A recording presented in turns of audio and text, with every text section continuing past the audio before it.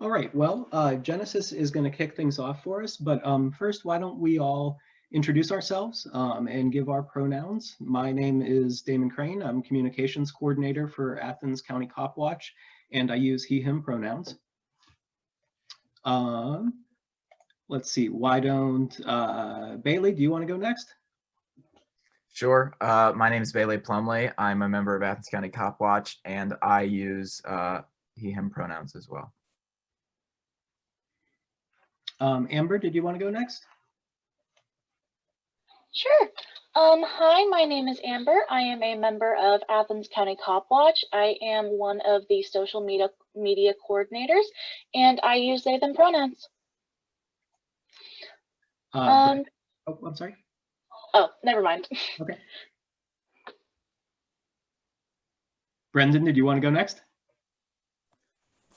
Yeah, my name is Brendan. I am the research coordinator at Athens County Copwatch, and my pronouns are he, him.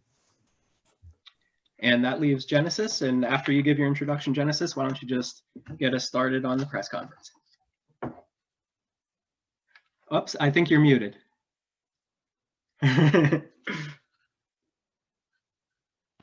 Sorry about that, but thank you for telling me. Good to have you here, Alejandro.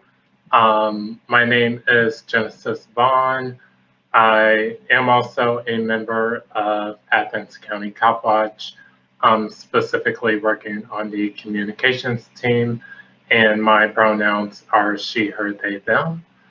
And so thank you for attending the press conference this evening.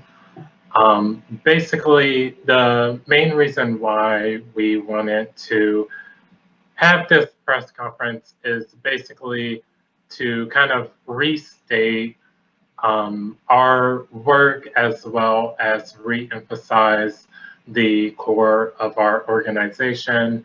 As you probably already know, Athens County Copwatch, we are a collective of community members and community organizers within the Athens County area who have always been mainly concerned with holding city council accountable, as well as the police departments within Athens County, including but not limited to Ohio University PD, Athens Police Department, as well as the Sheriff's Office accountable.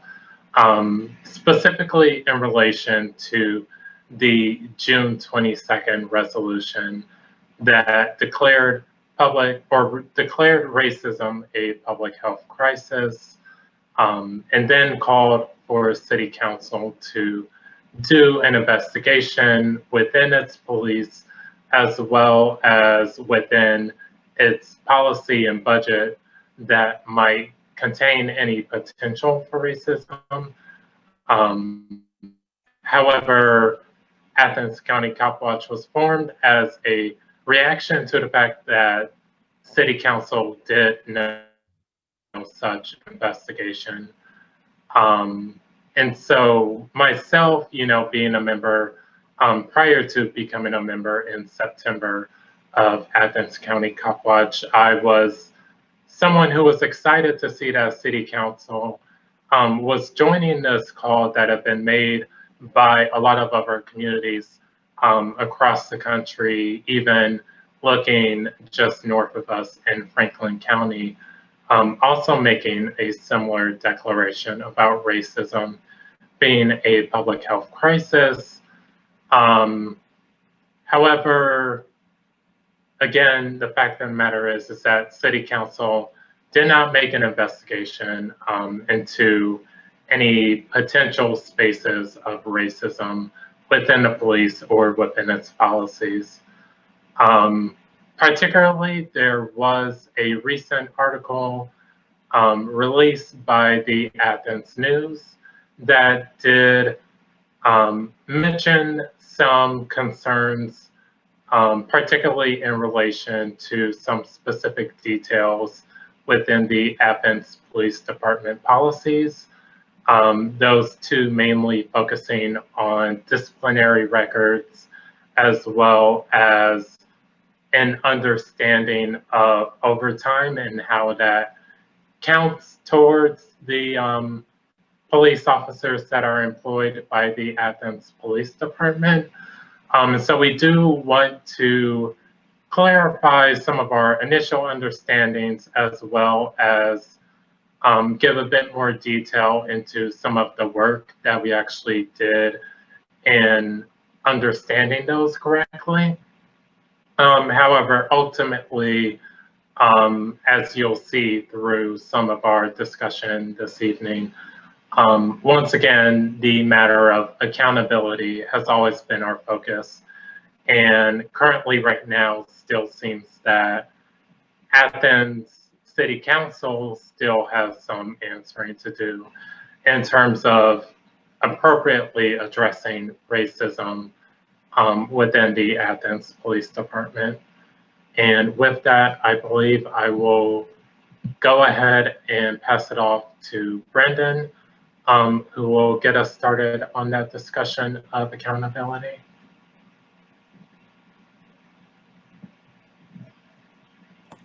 I think, Damon, were you going to tackle the transparency before we get into accountability? I can tackle some things before we get into that in greater depth. Yeah, so just to put things, in context, I'll review some things. So, I'm going to be reading from a prepared statement that is also available in the handouts. Athens County Copwatch has been raising concerns about local racial injustice and police accountability since early July. From data obtained through our public records requests, we have found that the Athens Police Department uses force against Black people at 2.6 times the rate APD uses force against white people. And at the same time, APD disproportionately arrests Black people and disproportionately pulls over Black people. Yet in the 5.5 months since we began publishing these findings of systemic racism in local policing, Athens city officials have given absolutely no response whatsoever to those findings. And at the same time, city officials have failed to conduct their own investigation into these matters, despite explicitly pledging to do exactly that in a unanimously passed June 22nd City Council resolution. So since June, Athens County Copwatch has been publicly recognized by some of this fall's candidates for the Ohio House, the Ohio Senate, and the US House of Representatives. One of our handouts covers what they've had to say about us. At the same time, our work has been covered in at least 10 local news articles, and our social media posts have been shared tens of thousands of times, with by far the most widely shared one being the post that resulted in the resignation of former Nelsonville police officer Tracy Varner. Yet when it comes to Athens city officials, the contrast couldn't be any starker. Despite all of this attention from media, regional politicians, without exception, every single Athens city official has refused to respond to any of our findings of systemic racism in city policing. And last week's city council meeting didn't change any of that, because at no point during council's December 7th meeting did any city official address our findings of systemic racism in local policing, nor did any city official address why the city has failed to investigate these matters itself. Instead, several city officials broke their 6 months of silence to address only the issues of police records retention and overtime. Nothing about systemic racism, nothing about our findings, nothing about why the city has not conducted its own investigation promised nearly 6 months ago. Due to the timing and very selective nature of the city's response, we suspect city officials were not seeking to address any of the fundamental concerns that gave birth to the largest social movement in US history this past summer, but rather to undermine the public credibility of Athens County Copwatch so that council can ram through next year's police budget and 2 3-year police union contracts without either the budget or the contracts being informed by any investigation of racial equity and police accountability. Now, unlike city officials, we at Athens County Copwatch do respond to public criticism. So tonight we will address the city's framing of overtime and records retention, as well as the city's lack of transparency and ways of engaging with the public. To do this, we're going to get into the weeds a bit. We have to. There's just no way around that. But what we're not going to do is let city officials distract us from the big picture and what matters most. And we hope members of the press won't let city officials distract them either, because what matters most is systemic racism in local policing. And the big picture is that city officials continue to refuse to address it. But sure, let's talk about records retention. And let me just make sure we don't have anybody in the waiting room. Okay, we do not at the moment. So records retention.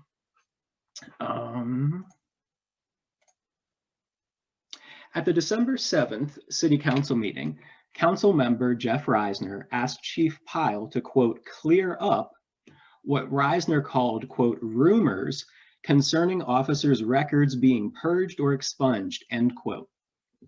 In response, Pyle stated, quote, there's no truth that records are destroyed, end quote, and, quote, we do not destroy records, end quote. But at the same time, Pyle also said, quote, all disciplinary records are kept for the life of employees. So Pyle is saying the records are kept for a time, then they are no longer kept. And there is a word for what happens to something when it gets transferred from a state of being to a state of non-being. In fact, there are a few words for that. 3 of them are destroyed, expunged, and purged. So there's no rumor, as Council member Reisner put it, that records are destroyed. At some point, these records are in fact destroyed. The question is just when. Chief Pyle now says officer discipline records are destroyed after an officer is no longer employed by the city of Athens. Sometimes he's referred to this as the lifetime of the employee, but elsewhere Pyle has clarified that he doesn't mean the actual life of that person, but rather the duration of their employment for the city of Athens. Now, the most important issue here is what records retention means for accountability. And we'll come back to that. But first, just to set the record straight, no pun intended, how did Athens County Copwatch ever get the idea that officer disciplinary records were destroyed after as little as 12 months?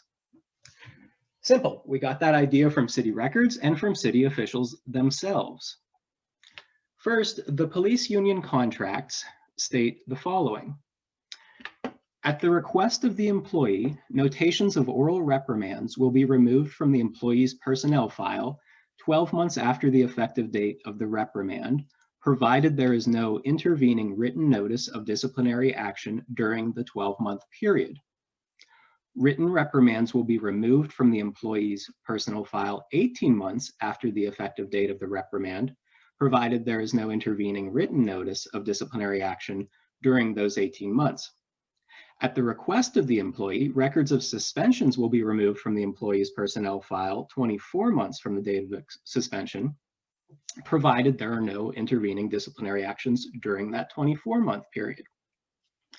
After a 24-month period, the motions shall not be used in future disciplinary considerations. And next, we have what is stated in a handout that was titled Athens Police FAQ, a handout that was jointly produced by Chief Pyle and City Council member Chris Fall, which Council member Fall distributed to some community members via email on October 15th and announced at the October 19th Athens City Council meeting. That handout is included in our handouts tonight.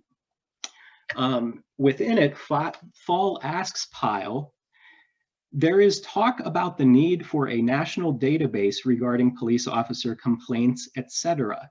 Is there a state-based one? If not, what do you do instead? And to that question, Pyle replied, currently, neither exist, though the state of Ohio is examining the possibility of a state licensure system that would include a complaint database. Our department keeps formal written complaints against officers regardless of outcome for a minimum of 2 years. Our department has not experienced a significant number of complaints against APD officers. Now, neither the union contracts or the police FAQs, which Fall says she and Pyle produced in response to community concerns, say anything about officer discipline records being kept elsewhere after they are removed from the officer's personnel files. Despite hundreds of Athens residents expressing concern about police disciplinary records retention during the month of October, it was not until December 7th that city officials publicly stated that records are kept elsewhere after being removed from an officer's personnel file. Now, in a November 24th phone conference that I had with Mayor Patterson and Chief Pyle, which I'll get into more later, I asked Patterson and Pyle if these records are removed from the employee's personnel file, because for the you're saying they don't disappear, they're still kept somewhere else. Is that correct? Because this was the first time that we were being told that we had interpreted this wrongly. Pyle replied, that's correct. So I asked, okay, and you said they would be, that all of these records that I mentioned are stored where now? Pyle said the inactive discipline file, or I'm sorry, the inactive disciplinary file. And so I asked, what division of the city maintains that? Is that APD, or did you say the HR department? Pyle replied, the HR department, I think, would have records of the discipline. Patterson added, for all employees. I replied, okay, and what is the city's records retention policy on those? How long are they kept? Pyle replied, forever. I said, okay, they're kept forever? Pyle then said, or for the life of the employee, I don't know. There was some inaudible mumbling. I don't believe that they, again, inaudible, there could be inaudible, but I'm not sure. So I turned to Patterson and said, Mayor Patterson, are you able to provide any more information about that? Patterson asked about, and I reminded him what we were talking about, which was what happens when the employee is no longer an employee of the city, to the inactive disciplinary file maintained by the HR department. Patterson replied, yeah, that would be a Ron Lucas question if you wanted to dig deeper than what Chief Pyle just indicated to you, is how I understand that. Now, Ron Lucas is the Athens City Human Resources Director. He's the director of the HR department. And we had already been in contact with Ron Lucas prior to this November 24th phone conference. And again, keep in mind, Ron Lucas is the person that the mayor and police chief are directing concerned community members to for an authoritative answer. So in an August 19th email exchange, which was also included in our handouts with AC Copwatch Research Coordinator Brendan Moran asked Pyle how long the city maintains officer disciplinary records. Asked Lucas, not Pyle. There is a typo right there I want to draw your attention to. Moran asked Lucas how long the city maintains officer disciplinary records. Lucas replied, quote, public records retention law requires us to maintain a copy of the personnel file for 2 years after their last date of employment. And in parentheses, he added, this includes disciplinary actions, end quote. Now note that Lucas spoke of only the personnel file, which is what the union contracts say records are removed from after as little as 12 months. Lucas never mentioned the existence of any inactive discipline file that Pyle and Patterson later spoke of in the November 24th phone conference. Also note that while Chief Pyle now says public records are kept for the duration of an officer's employment at APD, Lucas stated on August 19th that they're actually kept for 2 years after the end of the officer's employment. Those are two different things.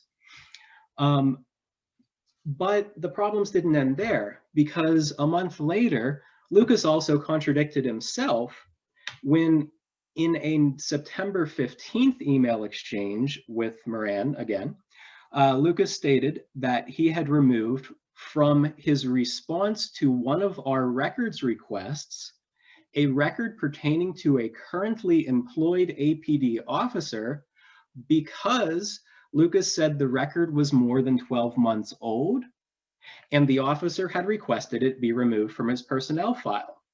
Here's the relevant portion of that exchange. Lucas says, thanks, Brendan. I'm in the process of reviewing the discipline records.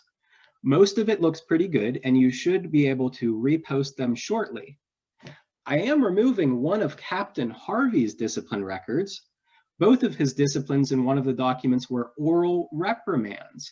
By policy, employees with an oral reprimand may request they be removed from their file if no further disciplinary infractions happen within 12 months of the oral discipline. He requested the removal as evidenced by the Post-it note that is present on the scanned document.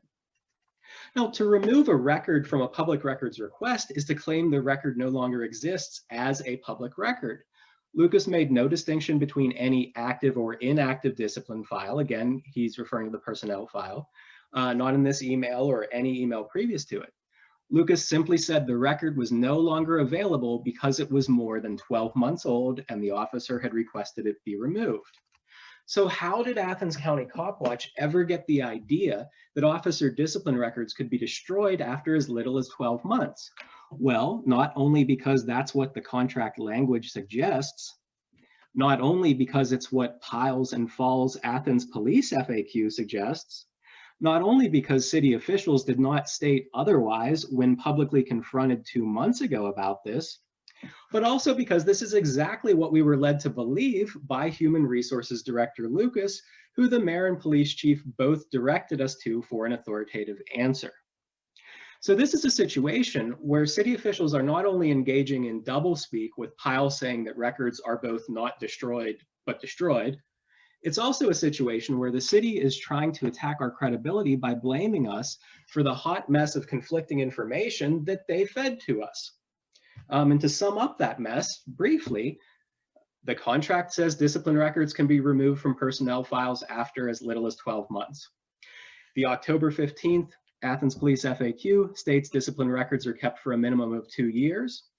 Then the November 24th phone conference, and again to City Council on December 7th, Pyle says records are kept for the duration of the officer's employment. Meanwhile, Lucas says the records are kept for 2 years beyond the duration of the officer's employment. But then Lucas later comes back and denies a request for a discipline record on the basis that the currently employed APD officer requested the record be removed from his personnel file after just 12 months. That's the hot mess of conflicting information we've been dealing with from city officials. And despite what the December 8th Athens News article rather strongly suggested, none of that's our fault. Athens County Copwatch has not been the source of any misinformation on this subject. If misinformation exists, it was supplied by city officials. The very same city officials now blaming us for being misinformed and who kept quiet about the inactive discipline file for 2 months until finally they thought they could use it against us. So whose credibility does that call into question, ours or city officials? Next up, let's deal with the issue of what these records mean in terms of accountability, because that's really what matters here. The police union contract, again, allows for certain discipline records to be removed from an officer's personnel file after as little as 12 months, and stipulates that once the record is removed, it will cease to have any impact on the officer's continued employment. So even if the record itself is not destroyed, what is destroyed after as little as 12 months is the officer's accountability for that record. Not only do the contracts make that clear, but here's what Pyle told me in the November 24th phone conference, at which Mayor Patterson was also present. I asked Pyle, now hypothetically speaking, a city official, you, could look at the interactive disciplinary file in the HR department, or another city official could, but I'm assuming that couldn't be used to justify further discipline against an employee, given this clause in the contract, to which Pyle replied, that's correct. So we all need to ask ourselves the question, what's more important, whether a record exists or whether an officer is held accountable for that record? We believe that accountability is ultimately what matters, and not whether a record continues to be kept in some obscure hidden recess of the city's files. APD officers can effectively be absolved of offenses every 12 to 24 months. and they get a completely clean slate sometime after they leave APD and go work for another department, as often occurs. This is exactly what allows police to escape accountability for long-term patterns of periodic misconduct while they're with one department, and what allows police to escape accountability for past misconduct when they go get a job with a different department. And this is what's occurring here in Athens, at a department that disproportionately uses force against Black people, disproportionately arrests Black people, and disproportionately pulls over Black people.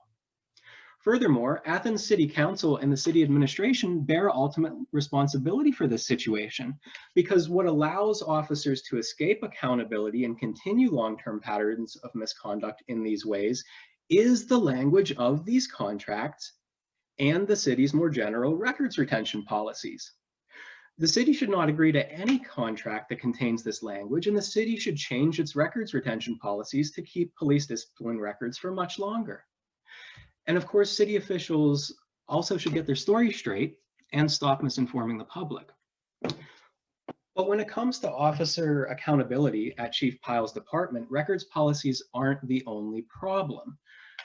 There are some cases where we see what I think we and many members of the public would either identify as misconduct or at the very least troubling, which doesn't even result in a discipline record because it's not defined as misconduct. And to talk about some cases that really illustrate those issues of accountability, I'm going to turn it over to some of my fellow group members. First, Brendan Moran. Thank you, Damon. Well, first off, what I'd like to do is clarify something. So this is coming to my attention now. Damon, when you were talking about that FAQ, the police FAQ that Fall had co-written with Chief Pyle, Yes. they're talking about complaints. I think that we're getting that mixed up with disciplinary records, which is a complaint would be a formal complaint by a community member against the police, whereas a disciplinary record would be something that occurs because of that complaint or inter-department, discipline. Oh, I see what you mean. So when he says our department keeps formal written complaints against officers regardless of outcome for minimum. Okay, yeah, he is saying complaint and not discipline record. So yeah, you're absolutely correct. And I will update that in my statement to reflect that. Mm-hmm. So I guess it is fair to say that rather than the police FAQs giving that information about the disciplinary records retention, the police FAQs simply did not address that issue at all, despite folks having raised that as a matter of public concern for 2 weeks prior to the release of that document. Does that sound fair? Yeah, I mean, and also that really is just kind of like a small thing compared to the fact that, Ron Lucas was asking us to pull down disciplinary files because it elapsed in a 12-month period, right? So, I mean, that's the big thing. The big thing is Pyle and Patterson are going around talking about we don't destroy these records at all, but then, the HR department is asking me to pull down these different records, which I had gotten through public records request. And so I think that's the bigger issue here, and I don't want to get lost in those weeds. But anyways, we're talking about accountability. I like to talk about the double standard in policing. So we're talking about officers, because these disciplinary files do not carry any weight after a specific set of time, depending on the severity of the disciplinary record. This is preventing officers for being held accountable for patterns of misconduct, something that is quite often used against the civilian population, right? We hear this all the time. This is a pattern of criminal activity. If some civilian does something twice, the same crime twice, the second time they get punished harsher than the first time. And so there's this double standard between the police, how the police officers are being held versus the general public. And I understand the statement that this is probably something that's progressive discipline is probably something that's found in all union contracts, whether it's police or teacher or workers at a factory or whatever. But the fact of the matter is, this is police that we're talking about, and they have the they carry weapons, they can ruin people's lives, they can kill people, right? They have a huge responsibility, and they need to be held to a higher standard than a factory worker or a teacher or an administrative worker. Anyways, so I wanted to talk about two separate incidences that kind of really highlight this double standard in policing and this lack of accountability. The first one would be the Andrew Spears incident. And so in March of 2016, Andrew Spears was found in an incapacitated state outside of Lucky's, and it was 6 p.m. And I don't even think it was a Wednesday, so there's no excuse for like liquor pitcher night. But they said that the incident involved alcohol, which I am assuming that he was passed out drunk outside the bar, right? It seems pretty obvious, but I want to make that statement that they did not say their officer was passed out drunk outside the bar. However, when officers came to Mr. Spear, who again was incapacitated, instead of taking him to jail or pursuing any criminal charges for public intoxication, he was given a free ride to the hospital and treated there. What's worse is that if he was on the city's healthcare plan, then that means we paid for it, right? We paid for his trip to the hospital. His reprimand for that, so he was held, there was a disciplinary record for this, and his discipline was he had to go to an alcohol assessment and evaluation program by the HR, and if not, he would be given 1 day suspension. So, I do think this is a good thing, right? He should have went to the hospital because he was incapacitated, drunk. He shouldn't be, criminally charged for this incident, right? That I don't think that this is a criminal problem. This is a medical problem. Substance abuse is a medical problem. The problem, though, is that since the beginning of 2015 to around August of 2020, 21% of all of Mr. Spears' arrests were for public intoxication, right? If that bumps up to 34% if you go to underages, right? And that increases more because, usually when they arrest someone, they throw a bunch of charges on them, right? So a very significant portion, over 1/5 of Andrew Spears' arrests in over 5.5 years was for alcohol-related incidences.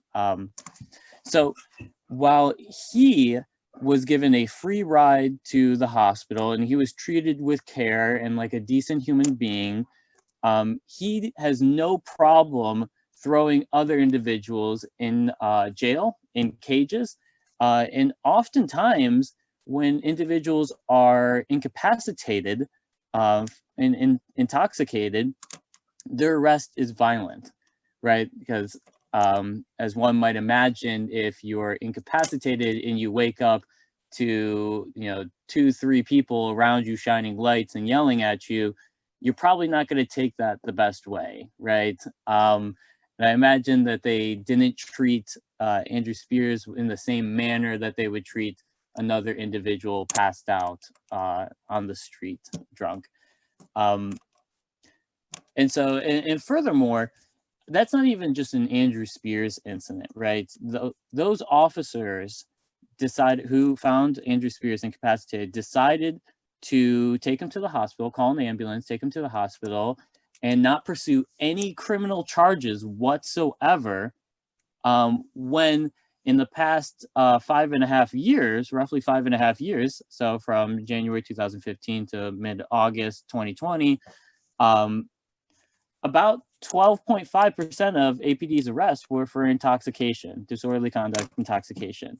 But they let this slide for their fellow officer, right? That is blaring, obvious double standard in policing, right? They're letting police officers off the hook for criminal charges for the same thing that they are arresting a very significant portion of the a very significant portion of their arrests make up these disorderly conduct, intoxication, public intoxication, right? So they're letting it slide for their own people.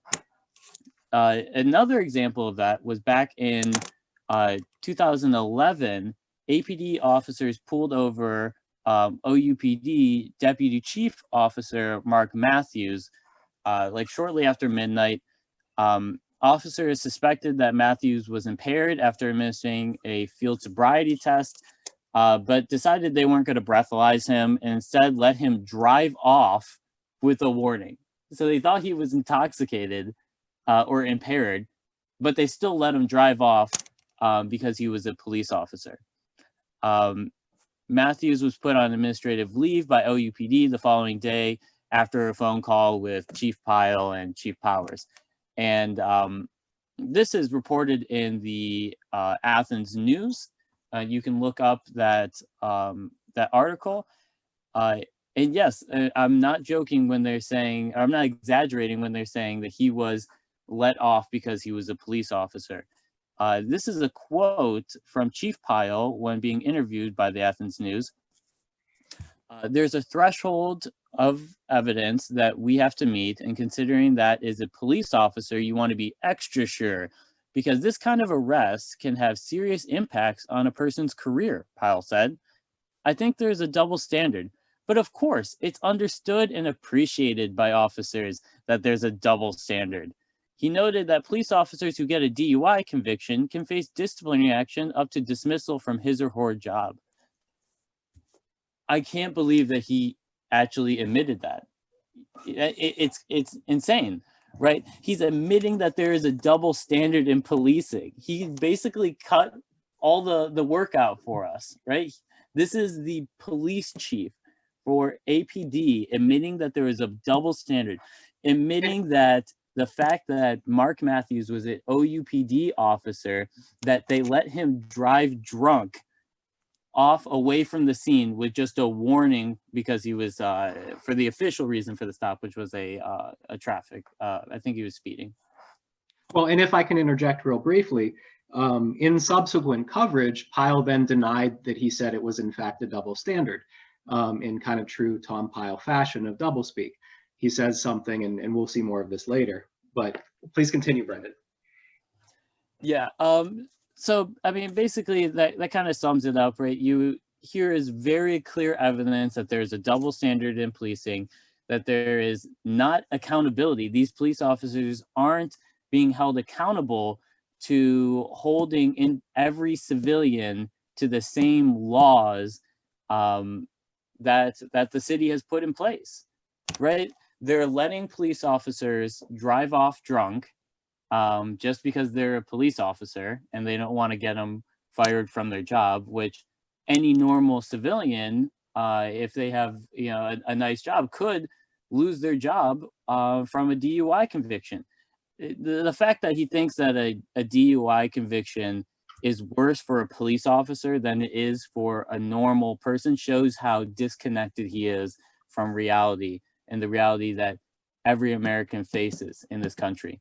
And yeah, bringing it back to Andrew Spears, he gets let off the hook for public intoxication. Again, this is what should have happened. He should have gone to the hospital. I'm not arguing that he should have been thrown in a cage or in jail, but I'm saying that they need to hold everyone to the same laws, right? If they're going to let their own police officers off the hook and treat them like a normal human being and treat this as a medical problem, then they need to do the same for every civilian. And that's the end of my rant, and I will pass this off to Bailey. Bailey, you're muted. Yes, I just discovered that. Thank you for the heads up. So Damon sort of pointed out this idea of there's the clear cases of a lack of transparency, the clear cases of misconduct or miscommunication, seemingly willfully on the part of the APD and the city. And then there's this other side, which is the behavior that any objective person really, I think, would look at and think of as unacceptable, or would look at and think of as misconduct of some kind, but clearly, at least within the eyes of the city and within the eyes of the APD, does not technically constitute misconduct, which of course raises a lot of very important questions. So on this note, I would be remiss not to mention the case of Ethan Doerr, or more specifically, his ongoing employment within the Athens Police Department. So many residents of this community, student or otherwise, may recall in September of 2019, the incident that took place on Court Street in which Ty Beeler, a Black student visiting from the University of Cincinnati, was punched to the ground and pressed into the bricks of Court Street by 3 officers of the APD. Perhaps most visibly among them in the incident, which was filmed and shared widely, was Ethan Doerr, who tased Beeler 3 times after he had already been pinned to the ground by the officers, 3 of them, and Beeler was unarmed and did not fight back during this incident. What followed was little more than a PR circus. Public dialogues between the police and students were arranged. I don't know if anyone here recalls that happened, but there was one that was set to take place, I believe, at Donkey or a smaller venue, and the response was so extreme because of the sharing of the video that they had to reschedule and move the location to the Athena, where they could basically fit the audience that was expected to attend. So they held these events. City officials were asked to comment. They spoke at these events, but ultimately nothing was done in response to the incident. As a matter of fact, Doerr was defended. I know you'll never guess by whom, but it was Athens Police Department Chief Tom Pyle, and to provide just one example of someone who defended him, who described the use of force in this particular incident as justified and restrained, and that's in quotes. But praising Doerr is business as usual in the APD, it would seem, despite a long track record suggesting he has a proclivity for violent overreaction. There have been at least 16 use of force incidents involving Doerr since April 2018, and he has been sued twice for excessive use of force. Our research shows that he deploys force more than any other officer at an average of 7 times per year, more than 3 times the department average. His use of takedowns also more than triples the department average, and the rate at which he deploys his taser dwarfs both, proportionately speaking. While the APD average is just 0.2 times per year, Doerr's rate comes in at a whopping 2.49 times per year that he deploys his taser. One such taser incident caused Jacob Francis to fall 15 to 20 feet and down 3 stairs, knocking him unconscious and causing injuries that required emergency medical attention and hospitalization. Why then has this officer consistently fared well in his performance reviews? If this is not a disciplinary issue, at the very least, his peers or his supervisors should take note of a clear pattern in the way he conducts himself. Why, even after a widely publicized incident of police brutality, has the city of Athens and the APD continues to fend Doerr without so much as an investigation?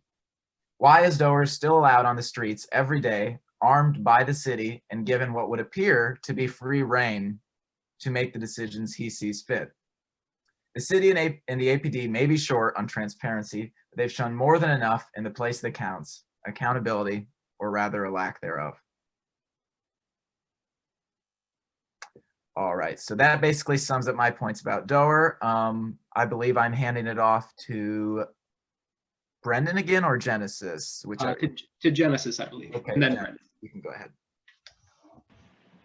Yeah, thank you, Bailey, for that. And I think both in the detailed accounts that both Brendan and Bailey gave just now, we see that there is kind of just this disregard for life, particularly Black lives, that has been done by both APD as well as even looking at some of the actions done by OUPD. And Alejandro, as you might know, Athens County Copwatch, we did have a speak out event on October 5th when we called on City Council to state their intent to renegotiate the upcoming police contract, to actually look and, take into account the research that we had done, that we have documented, and actually address, the fact that there are police officers who have these disciplinary records or, these issues where there are like explicit cases where racism has either happened or it does have the potential to continue on here within Athens County. And specifically, during that speak out, I did have an opportunity to speak to council. And one of the main instances that I cited was the case of a Black trans woman by the name of, let me see, right here, I believe Roxanne Moore, a Black trans woman who was shot by Reading police in Pennsylvania, so in Reading, Pennsylvania.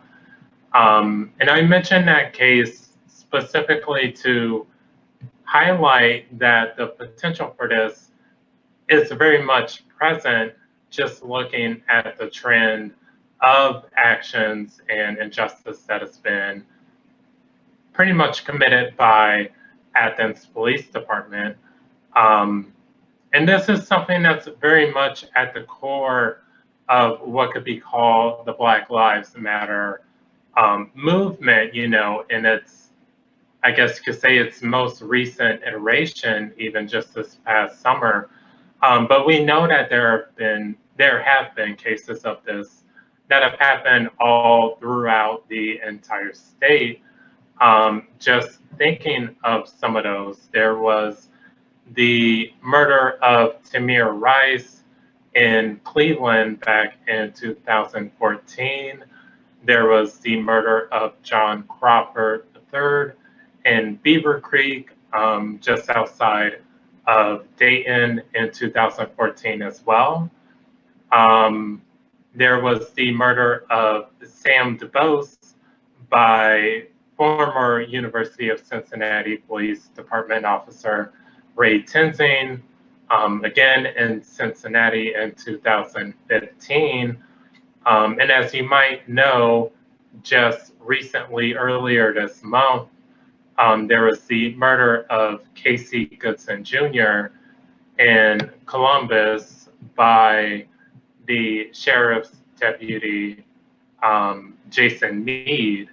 And to specifically talk about what happened in the case of Casey Goodson, Casey Goodson was a 23-year-old Black man living in Columbus who was simply entering his grandmother's house, who had nothing but a Subway sandwich in one hand and his keys in the other, and he was shot 3 times in his back by Sheriff Deputy Jason Meade. And I specifically mentioned that to kind of highlight kind of the culmination of the issues when it comes to accountability, as well as the use of force that has been committed by APD. And the fact that we have well-documented reasons why the contract, as it currently stands, needs some serious reworking. However, City Council has not publicly, done any real work to actually address these matters. They're not discussing, the use of force. They're not discussing why is it that a police officer can be found intoxicated and be taken to the hospital. However, when we have citizens that are intoxicated in public, they are taken to jail. And so I just mentioned those cases to show really overall what can pretty much happen here in Athens. I think there is this misunderstanding that things can be, all good here in Athens County. However, just looking at the research that we've documented and showing that there is a clear excessive use of force that disproportionately affects people of color here in Athens County, the potential for a loss of life at the hands of police violence is not very far off.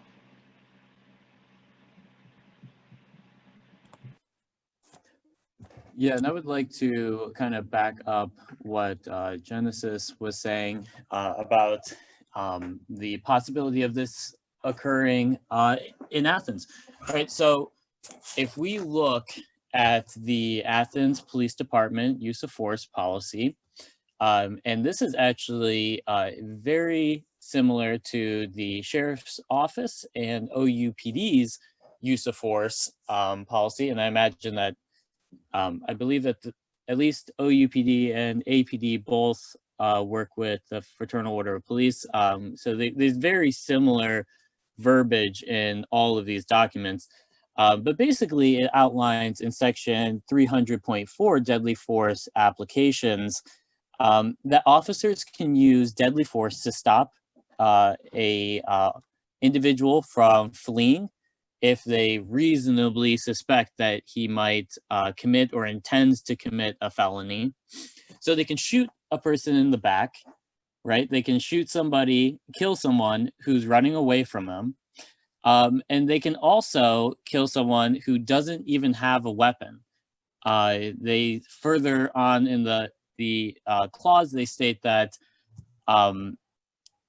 immediate does not mean imminent does not mean immediate or instantaneous. Imminent danger may exist even if a subject is not at the very moment pointing a weapon at someone.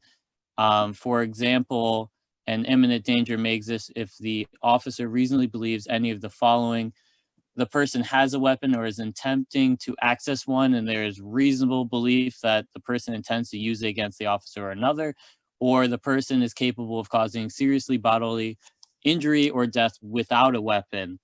And it goes on a little bit further. But basically, this policy is allowing police officers to shoot individuals in the back, even if that individual is unarmed. And later on, it goes on to say that they do not necessarily have to give a verbal warning before using deadly force. And they just need to give a warning where feasible. So they can shoot someone who's running away, who is unarmed, without a warning. That is ridiculous. This is in our policy. These are the policies that protect officers who do murder individuals, unarmed individuals, and protects them from any criminal charges because they say, oh, well, it's in the policy. They're allowed to do that. So this is something that needs to be addressed in our city. And this is all three law enforcement agencies, local law enforcement agencies, allow all three of these incidents to occur legally. And also, when we're talking about, I'd like to talk about some of the close calls that we've had. So people might think that, oh, well, officers shooting an unarmed individual or an individual who is not clearly showing present danger, that wouldn't happen in Athens. But we've seen in the use of force documents and in some other instances that we've looked into that this has happened multiple times, or close to happening multiple times in Athens. So when we're looking at the sheriff's office, on August 9th of this year, Alex Palmetto drew his pistol on an individual after a car chase on the highway. And Mr. Palmetto never even filled out a use of force incident report for drawing his pistol, because the sheriff's office does not require any officer to fill out a use of force incident report for drawing their firearm on an individual. So there is no recourse for officers to pull their firearms on individuals. And I have confirmed that with the sheriff's office, and I suspect that is similar with APD and OUPD. I need to confirm that. But the reason why I suspect that is because in several of the use of force documents, they, in the summary, will state that they pulled out their firearm, but earlier in the use of force document, they do not indicate that in the use of force used. And it's just the way that those use of force forms are formatted. But when we're going to APD, in September 24th of 2016, APD officers and sheriff deputies opened fired on an individual that was in a car chase. I believe the individual stole the car. They were on a car chase, and the police blocked the exit for that individual. So he tried to ram through the police barricade or blockade, and officers opened fired on him. I think it hit him in the hip, but it didn't kill the individual. In April of 2018, APD officer pulled his firearm on an individual that broke someone's window with a shovel, and the individual had a golf club in his hand at the time. Seemingly, the officer was not in reach of that individual, so that individual wasn't running at him. He just was standing there with a golf club. That officer pulled his pistol. In February of 2019, APD officer Andrew Spear drew his firearm when a suspect ran towards a shed when responding to a protection order violation. Notably, Ethan Doerr was with Andrew Spear at the time, and rather than drawing his firearm, Ethan Doerr drew his taser, which seems to be his weapon of choice, which is good. I mean, it's better than drawing your firearm. In that same month, APD Andrew Foster drew his pistol on an individual that was fleeing from shoplifting at Walmart. So this guy was running away after he was shoplifting at Walmart. Andrew Foster drew his firearm on the individual. The individual kept running, and he reholstered his firearm and then got into his squad car and was chasing this individual in his squad car, shooting his taser out, trying to hit this individual, which honestly sounds the most bizarre use of force document that I've read. And actually, and then in March of 2019, so about a month later, APD officers either brandished or used their firearm on an individual. However, this case is still under investigation, so we don't have the full report. All we know is that a firearm was involved. Then we move over to OUPD. OUPD officer John Stabler drew his pistol at an individual who they claim was suspected to have a knife and allegedly be involved in a robbery up at one of the auto shops on Lancaster. It was later discovered that there was no robbery. That wasn't a robbery, but they still arrested him, and they found some possible drugs on him, and so they, took him to jail. On October 23rd of 2016, OUPD officer Michael Haro drew his pistol on seemingly students that were trespassing at the ridges. So there were some individuals at the ridges just going through the buildings, which, you know, it's October, it's close to Halloween. You know, is that something worth killing an individual about? He basically yelled at them, they started running away, and he drew his gun.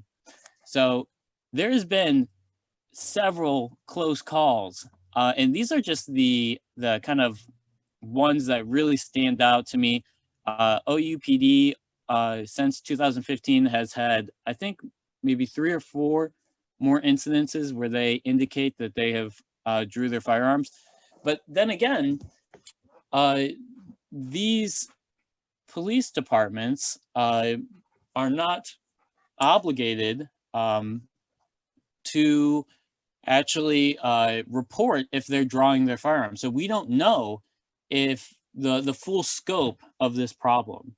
And that kind of connects back to this accountability. There is no accountability. We have no way of knowing how many times officers have pulled their firearms, how many close calls that we've had in this town that people think is this like liberal haven that nothing bad happens here, right? This is happening in our own city, largely unnoticed by the population, and we want to bring this to light. And now, Brendan, if I could just clarify real quickly for members of the press and the general public, the incidents you've been recounting are documented in records that we've received from the city, and those records are currently available. We have made those available online. So yes, these were use of force documents that we have requested, and because we are restructuring the website currently, we do not have these up, but this is something that we could post all of these to social media. And if anyone want to know the actual the incident numbers before we post them, I imagine that if we want, we could go ahead and post these within the next upcoming week, if feasible. I know that we have a lot of other things to post as well. But if anyone would like to contact us about it, I could send over those documents to anybody inquiring. Thank you. So Genesis, Bailey, and Brendan all kind of drew attention to the fact that there's a lot more at stake here than just the minutia of records retention policy or the minutia of overtime. But I did say that we are going to respond to the issues that city officials have raised, which of course brings us back to overtime. So I'll take that next. At the December 7th Athens City Council meeting, Chief Pyle had accused Athens County Copwatch of a misinterpretation of the overtime clause of the police union contracts, which he characterized as both silly and a massive misinterpretation. So I would like to explain how we came up with the interpretation we did.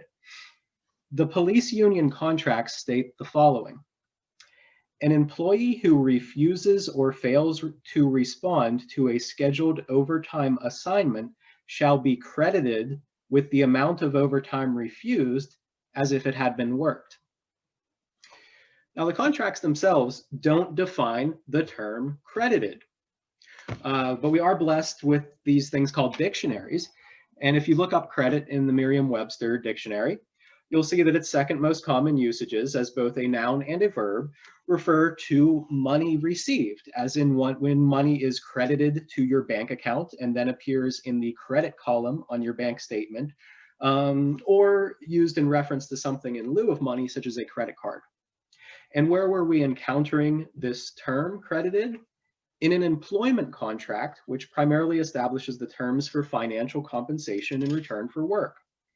So we read in an employment contract that, quote, an employee who refuses or fails to respond to a scheduled overtime assignment shall be credited with the amount of overtime refused as if it had been worked. And we interpreted credit to mean paid, after we searched the contracts and found no other definition for that term. We still think that was the most reasonable interpretation possible. But again, Chief Pyle has called that interpretation silly and a massive misinterpretation. And why? Because Pyle now says credited actually refers to some process through which officers are provided with the opportunity to work future overtime shifts. But neither Pyle's definition of credited or the overtime process he now describes are included anywhere in these contracts. In the November 24th phone conference, Pyle acknowledged the process he described could not be found anywhere in the contracts, and instead said it was included in the APD policy manual, a copy of which we are now trying to get our hands on. But since none of this is actually stated in the contracts, we're not sure why Pyle's interpretation of this clause would carry any more weight than any other interpretation of this clause. What if the police union decided to point to the dictionary definition of credit and argue that the clause means officers are to be paid for overtime shifts not worked? Pyle argued that Ohio state law prevents the contract from being interpreted that way, and that may or may not be true, but why not just make the contract language on this matter clear? Because no matter how this clause may be interpreted by a court, the fact remains that if city contracts are being written in code, city officials don't get to blame us for not having the key. Not when we began publicly voicing concern about this clause more than 2 months earlier, and city officials kept quiet about what they knew until they thought they could use it against us to help ram through these contracts and the police budget without any attention to matters of racial justice or police accountability. And so that brings us to the larger issue of transparency, because it's not just that city officials kept quiet about records retention and overtime until very recently, despite all of the public concern voiced during the month of October for these things. They also kept quiet about the contract negotiations themselves until now. And here was another opportunity they had to attack our credibility, and I think it's noteworthy that they didn't. And I think it'll become very clear to you why they chose not to attack us on this when I review the issue of transparency. So prior to very recently, Athens County Copwatch, other concerned community members, and some local media outlets who unfortunately haven't accepted our invitation to tonight's press conference, but who will hopefully be recovering or will be covering this event later. We all were under the impression that the police union contracts would automatically renew in their current form unless city officials notified the police union of city officials' intent to renegotiate these terms by November 1st. Once again, this impression emerged from the combination of information both provided and withheld by city officials. So to begin with, the duration section of both current police union contracts states, if either party desires to modify or amend this agreement, it shall give notice of such intent no earlier than 90 calendar days prior to the expiration date, nor later than 60 calendar days prior to the expiration date of this agreement. Such notice shall be pursuant to the rules of the State Employee Relations Board, OAC 4117-9-02. Now, during the month of October, 7 people delivered a total of 8 public comments to City Council over the course of 2 separate City Council meetings, one on October 5th and one on October 19th. At those meetings, we expressed our understanding that the union contracts would automatically renew as is, and called upon city officials to notify the union of the city's intent to renegotiate by November 1st. The public comments delivered at the October 5th meeting were accompanied by a demonstration on the courthouse steps. And during the final month of October, 350 people signed a petition demanding the city not ratify new union contracts before first conducting the racial equity review promised by Athens City Council back on June 22nd, and then allowing for public input into contract negotiations as well. All of this was reported in at least 5 different local news articles published during the month of October. And as all of that was happening, the city already was conducting contract negotiations. On November 13th, a friend contacted me and said that council member Beth Clodfelter had privately told my friend the same day that the city was in fact renegotiating the police union contracts. Had it not been for that random text message, we wouldn't have learned the truth about contract negotiations until the December 7th council meeting. Now, when I got this message from my friend, I immediately contacted all local media outlets, hoping that they would verify and report on this. But when that hadn't happened by November 20th, I decided to contact city officials myself and called Mayor Patterson, Chief Pyle, and Human Resources Director Ron Lucas. None of them were available to take my calls, so I left voicemails for each of them. Lucas never got back to me, but Patterson and Pyle got back to me via an impromptu conference call on the morning of November 24th.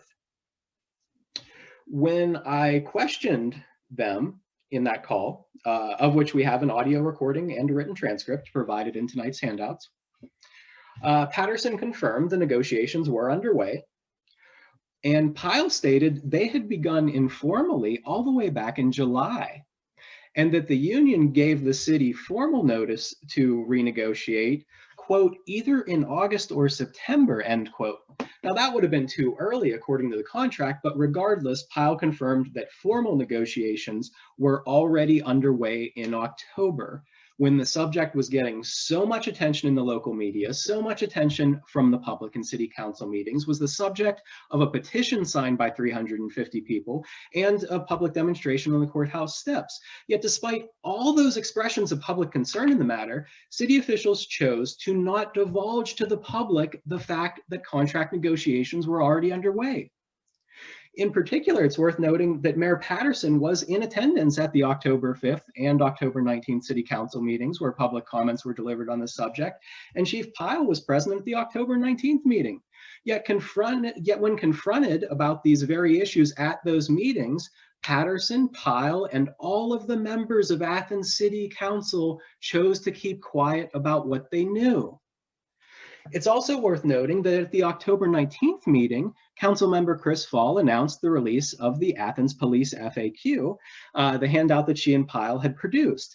And this handout didn't respond to public concerns expressed about the police union contracts and their negotiation, nor did it explain that negotiations were then underway.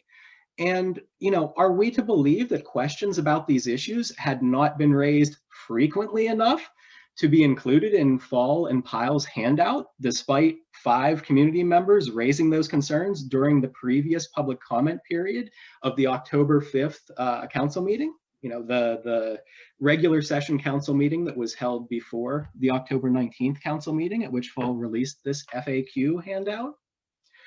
And why did city officials apparently never reach out to local media to correct reporting on this subject?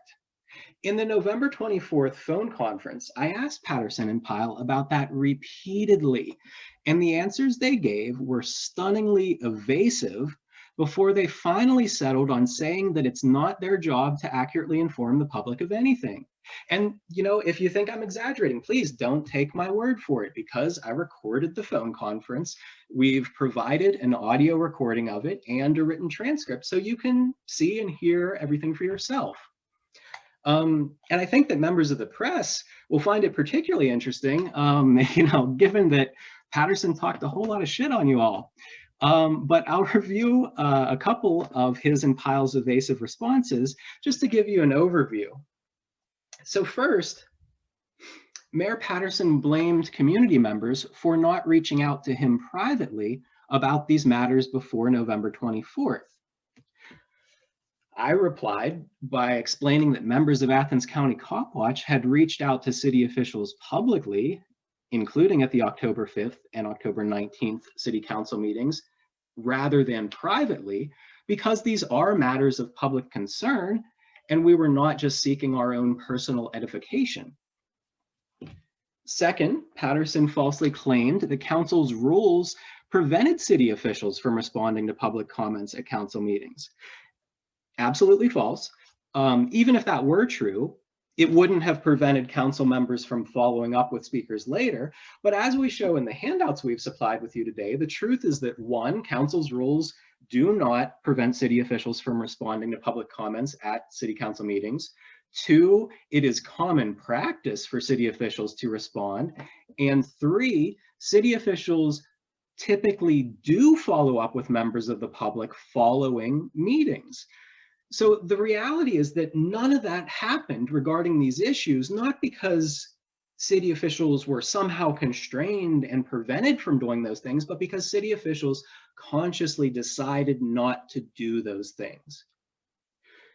Third, Patterson directed a lot of anger at the local media, who he said were unprofessional and biased, because he alleged you all had not sought comment from him or other city officials for the articles published in October. Now, is that true? Did you seek comment? I don't know. You can tell us, but regardless, I wondered why, if Patterson and other city officials were so upset with the coverage, that they didn't contact the media themselves. Because as you all know, that's what I do. And it's not only what I do, but it's also what Patterson and other city officials do when it comes to many other issues. They issue press releases, they hold press conferences, they send you an email, or they pick up the phone. So I asked Patterson and Pyle why he and Pyle and other city officials didn't do any of those things in this case. And he responded by just complaining more about the alleged bias and lack of professionalism of the local media. And then he added that he had reached out to Terry Smith, David DeWitt, and Connor Morris, and Patterson said they all shared his opinion on this matter. Now, we at Athens County Copwatch find it odd that Patterson would take the time to complain to 3 different journalists, all of whom are no longer employed by Athens media outlets, yet he would not take the time to complain to even one Athens reporter or editor directly responsible for the articles that Patterson found objectionable. And yes, we would love to hear what Terry Smith, David DeWitt, and Connor Morris have to say about the opinions that Mayor Patterson has attributed to them. But the conversation continued. I continued to press Patterson further about why he didn't contact media himself or divulge information publicly about the contract negotiations. And Chief Pyle interjected, saying to me, quote, "Can I ask you a question? Why do you think that should have happened? What are you getting at? Why do you think that should have taken place?" To which I basically replied, because democracy, because accountability. Then Patterson talked some more shit on the media, and I pressed for an answer one last time. And Patterson didn't answer, Pyle answered instead, saying that he and the mayor just had a, quote, fundamental philosophical difference, end quote, with me when it comes to, quote, how the city sees its responsibility. And on that point, I am 100% certain Patterson and Pyle were telling the truth.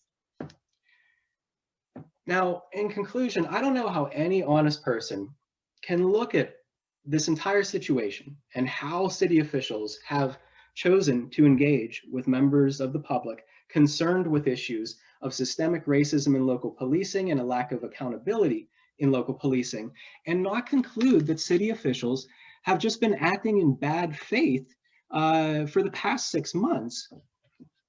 First, city officials pass a racial equity resolution that calls for an investigation that they then never conduct. And for 6 months, those same city officials refuse to respond to findings of racial inequity uncovered by the investigations of concerned community members. Meanwhile, city officials actively misinform members of the public, and city officials deliberately withhold vital information from the public. Then, when it comes time for city officials to preserve the status quo by passing next year's police budget and 2 3-year union contracts without any attention to matters of systemic racism and police accountability, then that's when city officials turn around and blame us for spreading the misinformation they've supplied to us and for not knowing the information they deliberately withheld from us. This is exactly the sort of duplicity that enables racist police violence. It's a large part of what the movement for Black Lives has emerged to confront nationally, and what Athens County Copwatch has emerged to confront locally. Because anywhere systemic racism is perpetrated by police, it is perpetuated by politicians. And that's just as true here in Athens as it is anywhere else. And a situation where city officials behave this way to avoid confronting systemic racism in city governance is not the context in which we as a community should be making city budgets and ratifying police union contracts. And at this point, I'm going to open it up to other members of the group to see if anyone else has some concluding remarks before we turn it over to your questions, Alejandro.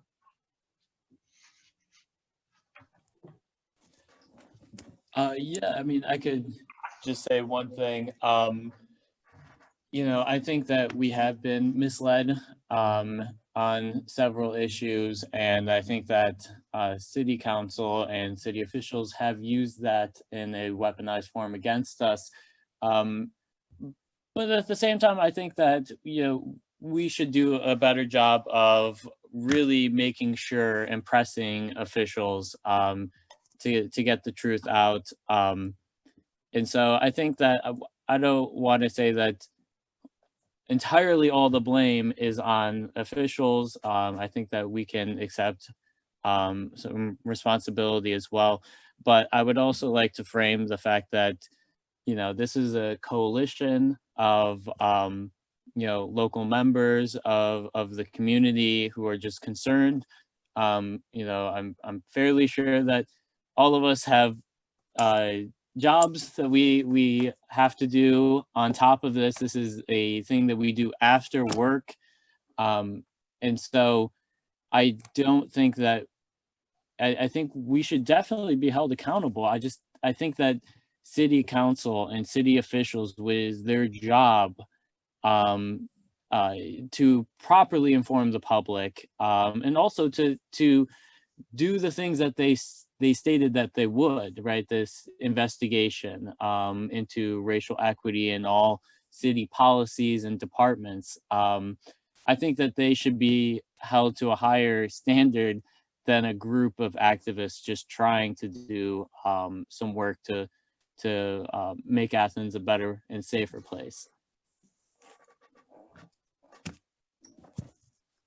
Yeah, I just want to add to that and say that while that's true in the simplest form, that it's their job and not necessarily ours, and that they should be held to a higher standard for that reason alone, they should also be held to a higher standard, just as people, and this goes the same for when people make arguments about police officers being held to a higher standard than a teacher or something like that. The fact of the matter is that these people's jobs are the managing of human lives, and the efficacy with which they conduct themselves and fulfill these duties has immediate and severe consequences, good or bad, in the lives of people. And so we have no choice but to hold them to a higher standard. We can say that it's right or wrong or fair or unfair, but it's just the only thing we can do. Did anyone else want to add some thoughts before we turn it over to questions? Yeah, sure. I think to reiterate one of the things that Damon mentioned as far as politicians kind of perpetuating systemic racism, I believe it was the most recent city council meeting, if I'm correct, but I know Chris Ball actually did, in a way or form, thank the Black Lives Matter movement. And I think there's obviously just it's a glaring issue in the sense that they're thanking the movement for, you know, like their work and what they've done in the name of Black lives, but their actions, or really inactions, directly go against that. And I think,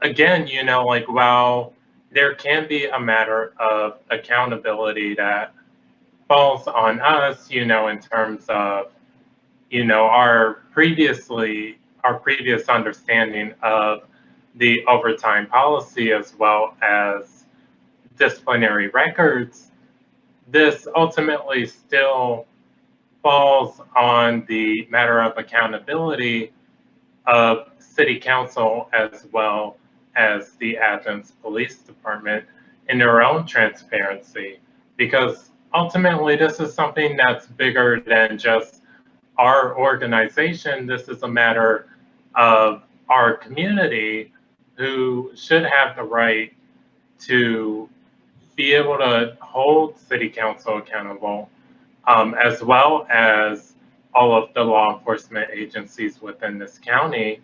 And with Mayor Patterson saying, you know, like, oh, why should we, you know, try to clarify, you know, like, any of this information? I think it's like they're basically saying, you know, that they have a right to protect no one else but themselves. And I mean, obviously that's just such a big problem, in the sense that they're now trying to say that this is something that's important to them. And so really, when we look back at the June 22nd resolution, one of the main issues that's still standing is, was there really any weight behind that, or was it just a simple performative measure that was done by City Council? Again, looking at this and how it occurred, you know, throughout the country and throughout the state of Ohio in and of itself. And if I could just briefly add a little more background to that. Those comments by Councilmember Pyle were at the December 7th meeting during the Finance and Personnel Committee meeting, which was a sub-meeting that occurred during the overall council meeting that night. It lasted 13 minutes. It primarily involved Chief Pyle giving responses to questions from City Council. So in the course of Pyle answering questions, Councilmember Pyle signaled to Sam Crowell, who is the chair of that committee, was running that little sub-meeting. Crowell said, "Thank you, Member Pyle. Did you have a question?" And she replied, "I think it's more of a point. As we go through these negotiations and other ones going forward, recognizing that there is the COVID and being able to come back to and renegotiate, I think is a very important point to point out. Also, I like that the conversation about the different things that have come forward with the Black Lives Matter protests and other people who have come forward to ask questions about these issues. I think that's important because it points to things where, well, this is not happening and this is how we can go forward in a better way. And I'm encouraged by that, so thank you."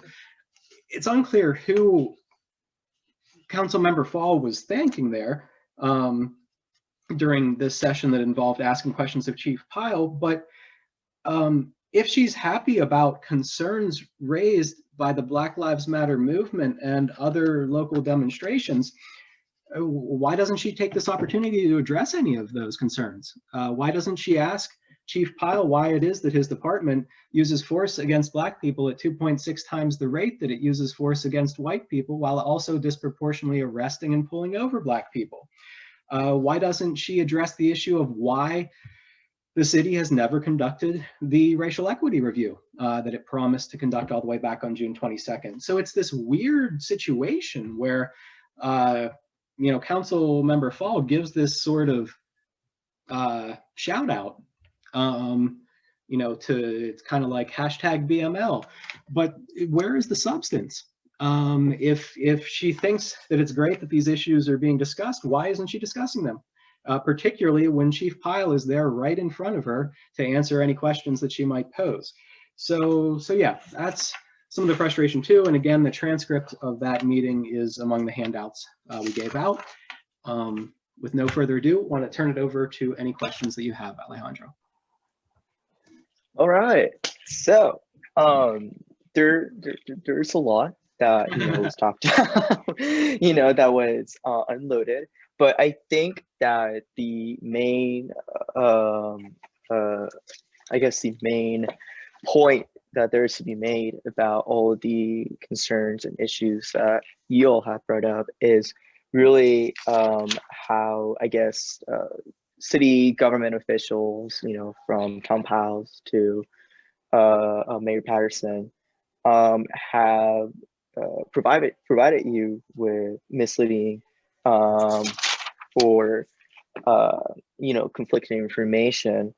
So it seems that it's kind of a big issue that you've kind of been dealing with. And I kind of just want to ask a few clarifying questions just to kind of, get a few things out of the way. But when it comes to APD union contract renegotiations, was it that you said that Tom Pyle said that they began talking about it all the way back in July, but then I guess you found out that they're not supposed to be talking about it that early, like they're not supposed to be talking about renewals that early, or in the informal way that they talked about it. So what's going on there?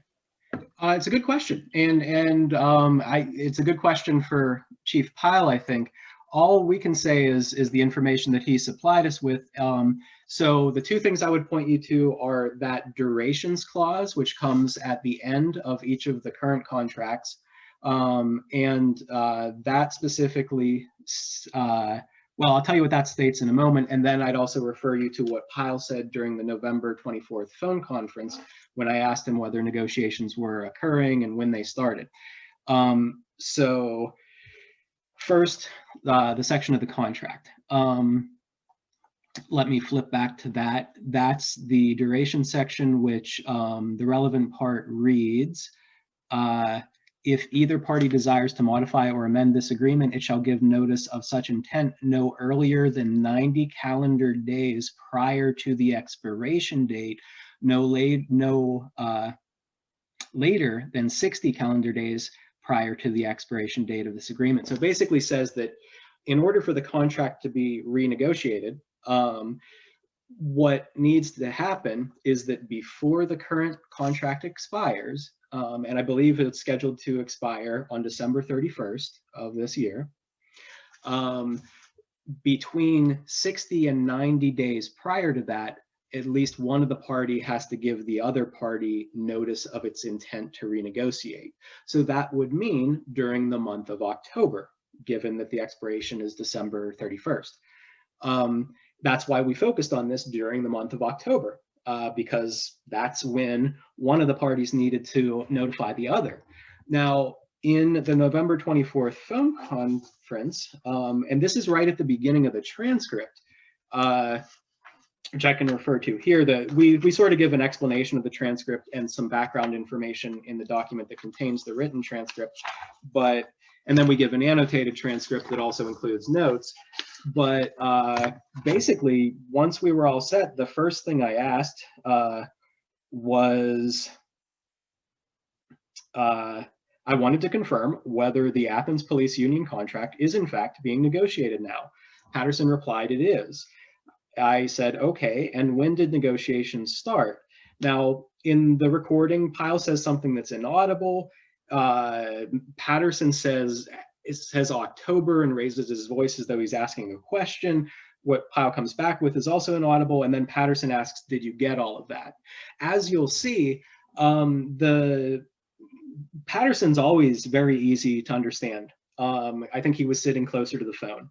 Chief Pyle is more difficult to understand, and we, in fact, in order to produce the most thorough transcript we could of this conversation, we worked with 3 different audio technicians over the course of a couple weeks to really try to clean up the audio so that you could really hear what they were saying. And there were still some portions where you couldn't hear Pyle, and we note that explicitly in the transcript. But even right at the beginning of the conversation, Patterson seemed to realize that Pyle was talking too quietly, and he asked me if I got all of that. So I replied, it was a little quiet, but I think I made out. Informal sessions started maybe back in July, and the first regular meeting was in October, to which Pyle responded, and you could make out what he says. Yes, I had negotiation sessions in October. I believe that would have been, I've lost track of time, but I believe it was in October that the union, they filed notice to negotiate sometime in the fall. I don't have the exact dates for you, either August or September. Then, you know, and he continues on. But so basically, you know, he threw out 3 different things, you know, July, August, September, October, I'm sorry, 4 different months. But my overall impression from his statement, and you can look at exactly what he said as far as we were able to transcribe it in the transcript, it sounded like, you know, negotiations had already begun, at least informally, in the summer or fall, but they were certainly underway in a formal sense during the month of October. Okay, so you're saying they were underway. I mean, at least what you got from Pyle. That's just from my own notes. So they said that they started formally underway in somewhere around October, let's say. Yeah, I mean, and I would, like I say, I would just refer you right to the transcript, you know, the audio, yeah. what he says.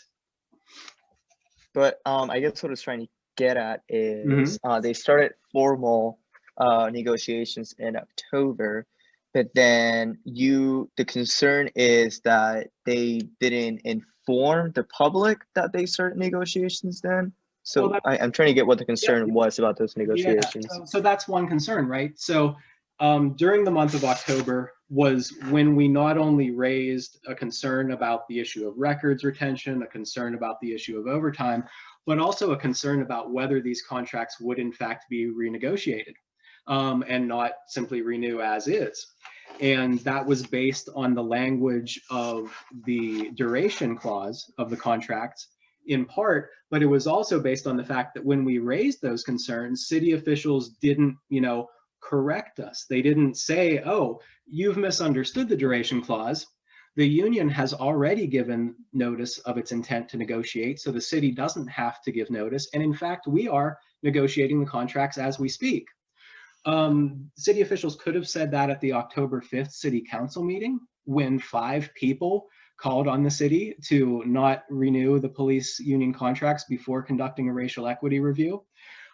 They could have gotten back with any of those 5 people after the October 5th council meeting.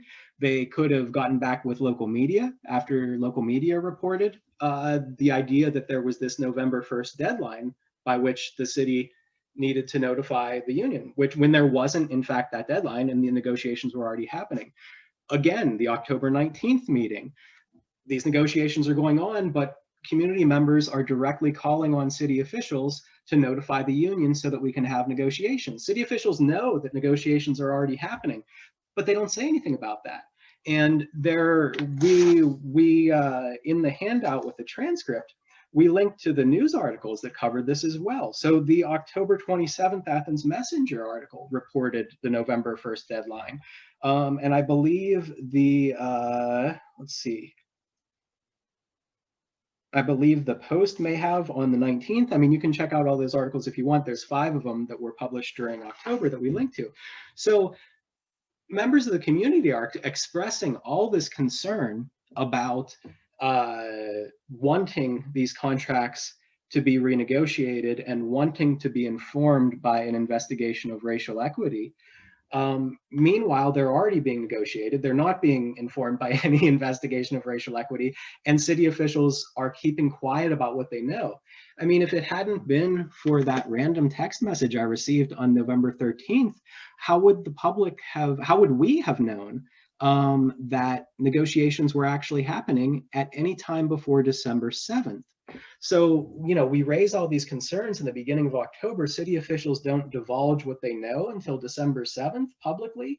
And we would have released what we learned from the November 24th phone conference earlier. But again, we had to work with these audio technicians. And then when we were preparing to release it, all of a sudden we found out that the contracts were going to be proposed to City Council. And here I should point out something else about the transcript. So the next question I asked after Pyle told me what I just conveyed to you about when the contract negotiations began, I said, okay, and how much longer do you anticipate for those negotiations to continue? And Pyle said, I think they could be wrapped up in the next 45 days, 45 days from November 4th.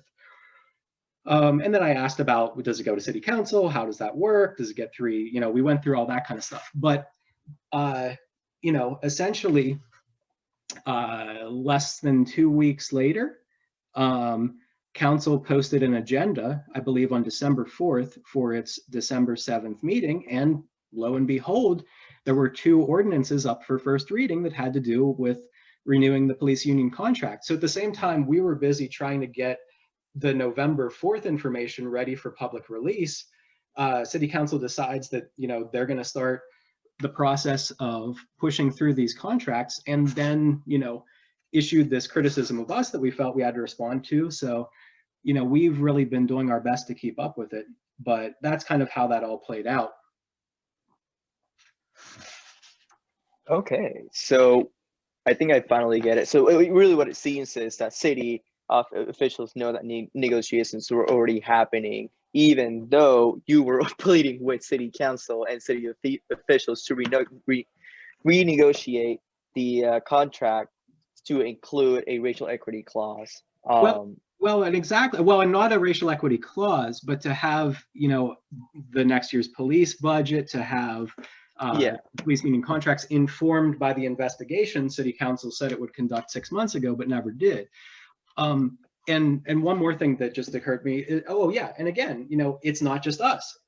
It's not just Athens County Copwatch. 350 people signed a petition the last week of October based on this understanding of a November 1st deadline. That's why that petition only has 350 signatures, because we only pushed it that 1 week because we assumed after November 1st we were out of luck. So hundreds of community members expressed concern about this very publicly, and city officials chose to keep quiet. And then, sorry, I'm just trying to get the time. Like I'm literally writing it down, all down, like in a line right now. I'm just trying to get the timeline correct. And then when the city officials officially said, not just to you, right, on your phone call with Patterson and Pyle, but when the city officials officially said, yeah, we are renegotiating the contract, when did they officially say that to you, that you gathered? Well, there was no public announcement before the December 7th meeting. Gotcha. They informed us privately on November 24th, and then we were working to make that information public as soon as possible.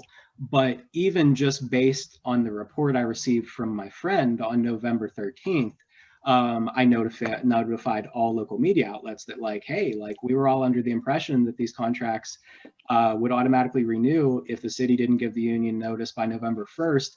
I'm getting this friend who says she's copying and pasting something from Councilmember Beth Clodfelter saying that negotiations are actually underway right now and that Chief Pyle is negotiating on behalf of the city. So, I was hoping that local media would clarify it at that point, but after they didn't, that's when I called the mayor, the police chief, and human resources director, Lucas. But if in terms of the timeline in the document with the transcription of the conversation on November 24th, we have a background section in the beginning that lays out all of that stuff of what exactly happened when and how. And I mean, as I said, unfortunately, we do have to get into the weeds on this because hard to trace the meandering path of what city officials told us when and what they withheld when. Yeah, and that's kind of what I'm trying to figure out right now with this timeline. When, if I do kind of reach out to either Patterson or Pyle about this, but I get it now. So I get the dates. I get December 7th, the 24th, and October, when Pyle said that they officially started talking about it. Now, in your conversations, when you've been talking to either Pyle or Patterson, and I've covered city council throughout the fall, and I heard you speak the citizen kind of the citizen, at the end when they do they let residents speak. Have they taken into account at all that I think that's kind of what I know that they haven't, but it's almost rhetorical. But have they taken into account at all anything that you have to say that you feel deserves to be amended or changed in the contract? Do you feel like they've even seriously taken into account any of those changes that you guys kind of are trying to push? I don't, and other folks can reply to this too, but the title of the petition, which is on change.org, you can still see it, was "Don't Renew Athens Police Union Contract Without Racial Equity Review and Community Input." And I think that sums it up. The fundamental issue is that, the police budget, the contracts, as well as a whole lot of other stuff, but since those are the things that are being considered right now, these things should be informed by an investigation into matters of racial equity and police accountability, by the very investigation that city officials pledged to conduct all the way back on June 22nd, but never did. So, that's one of the reasons why, okay, the discussion about the overtime policy and why we interpreted it the way we did is relevant. The discussion about records retention policy and why, we had a certain understanding on that is relevant. The discussion about contract negotiations and why we thought there was a deadline that actually wasn't a deadline, that's relevant. But the main issue is simply, why are these contracts, why is the city poised to ratify a 3-year police union contract? And again, let's be very precise. All of us in the past have said contract as if it's singular, when in fact they're plural. City officials say that in the November 24th transcript. We've said it in the past, media's said it, and that's probably in part just for the sake of brevity, and it's probably also because the contracts are nearly identical. But there are 2 separate contracts, one for patrol officers and lieutenants and one for communications officers. So just to be clear, contracts.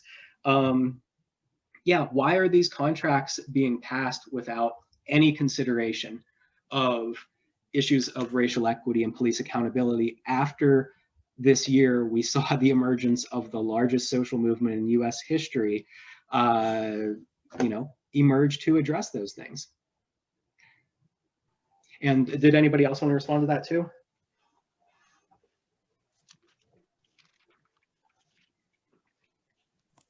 No, I think you did a good job. That was something I was wanting to comment on as well, was, we were asking for community input, and the whole thing seemed as if they were trying to slide it underneath the radar.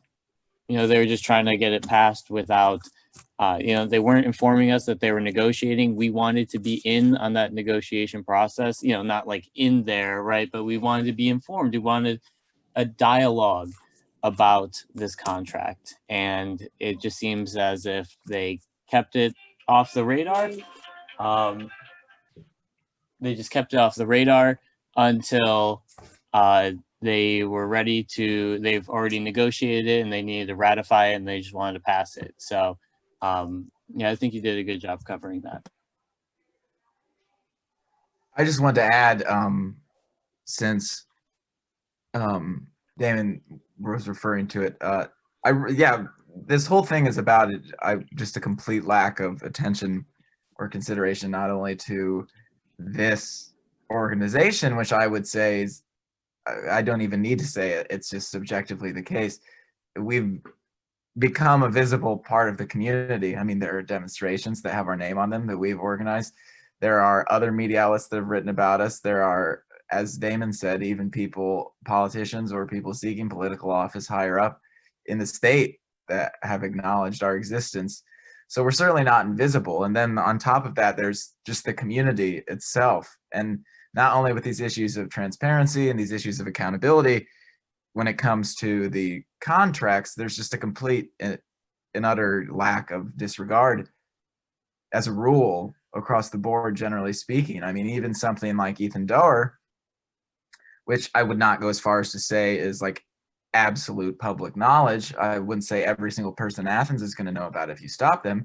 However, I became aware of Ethan Doerr because of a flyer that was handed out at an incredibly large demonstration in the summer. And I, from that flyer, made a petition, which has been making the rounds online for months now. It has over 800 signatures calling for Doerr's firing.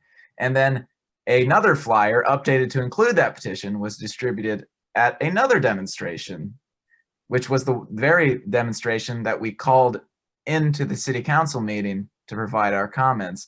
So it's not just something like the contract, it's the same thing where you have an increasing public awareness of, say, a specific officer who has a track record of violence, and an increasing call for officers like that to not be present on the force.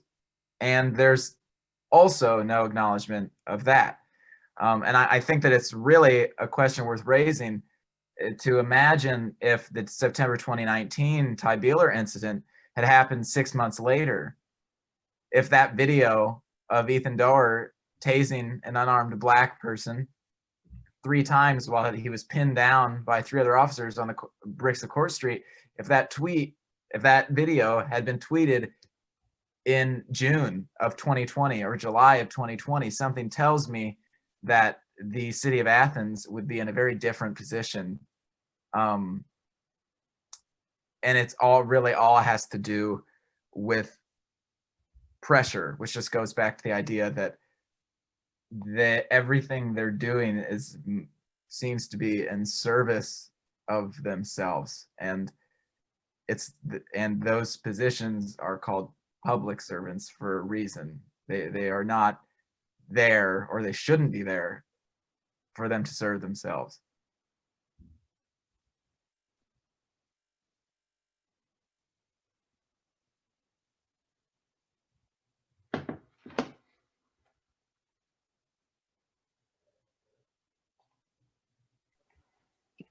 Can I ask just one more question?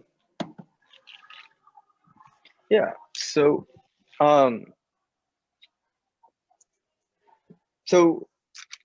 it really just seems that city council, Mayor Patterson are, they've been talking about these renewals for the union contracts for APD, and from the likes of it, it just seems that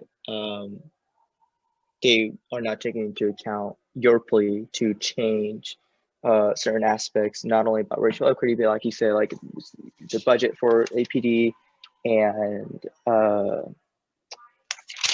just I know all the things I know the things that you guys are pleading for, for things in the contract to be changed. There's a lot.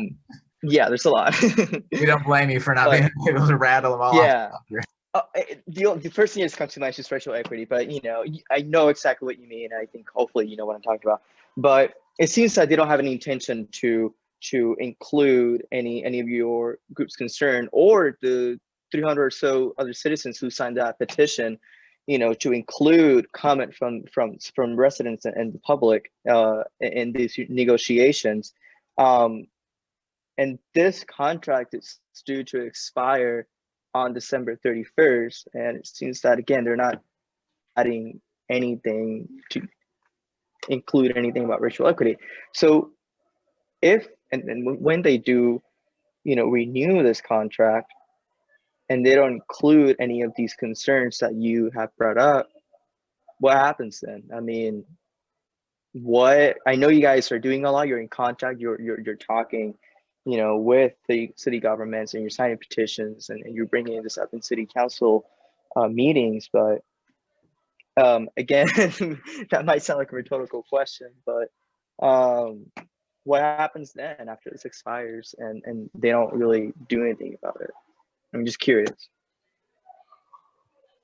Well, I think there are a couple issues. I mean, one, there's what does the city do and what do we do?